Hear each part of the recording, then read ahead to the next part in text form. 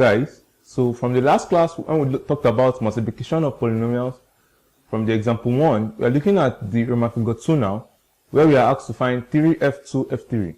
Now we should remember that 3f2 f3 just simply signifies 3 times f2, that is times polynomial f2 times polynomial f3. So in short, what we are asked to find here is basically 3 times, what is our f2? Our f2 in this case is polynomial 2x plus 5 times 2x cubed plus 6x squared minus x. Multiplying this, the first thing I need to do here, I open the brackets with this one, that is use my small polynomial here to multiply the larger one. So since I can do that, I just say what? 2x times 2x cubed giving me 4, since I can do that, I just say 2x times 2x cubed giving me 4x raised to the power 4. Then I have 2x times 6x squared. I have 12x raised to the power 3.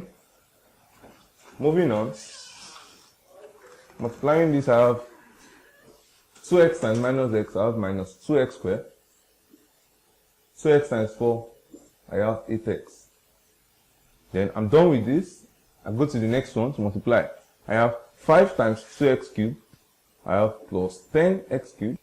5 times 6x squared. I have 5 times 6x squared gives me 30x squared. 5 times minus x gives me minus 5x. And then 5 times 4 gives me plus 20. So I've multiplied each of these two by everything in the second bracket. So now I've done that, I can now simplify them to their lowest terms before I multiply everything here by the scalar quantity theory. So rearranging this and simplifying, I have 4x raised to the power 4. Then I have 12x cubed is standing alone. Okay, so I have minus 2x squared.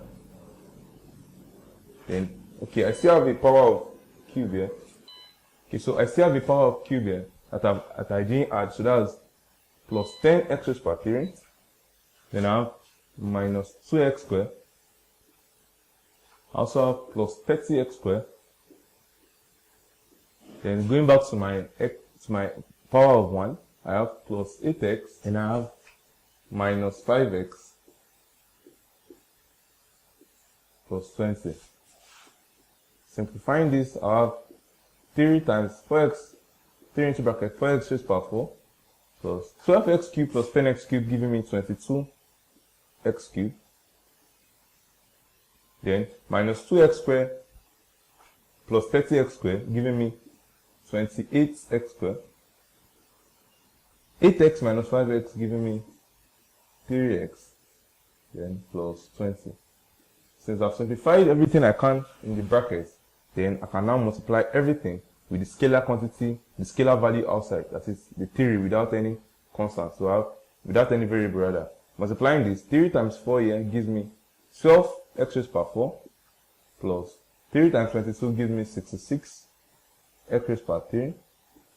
3 times 28 gives me 84x squared. 3 times 3 here gives me 9x, and then 3 times 20 plus 60. And this becomes my answer to the question. So that is all we can take in this video. In the next class, we'll be looking at division of polynomials and how we can apply that to solving questions. See you next class.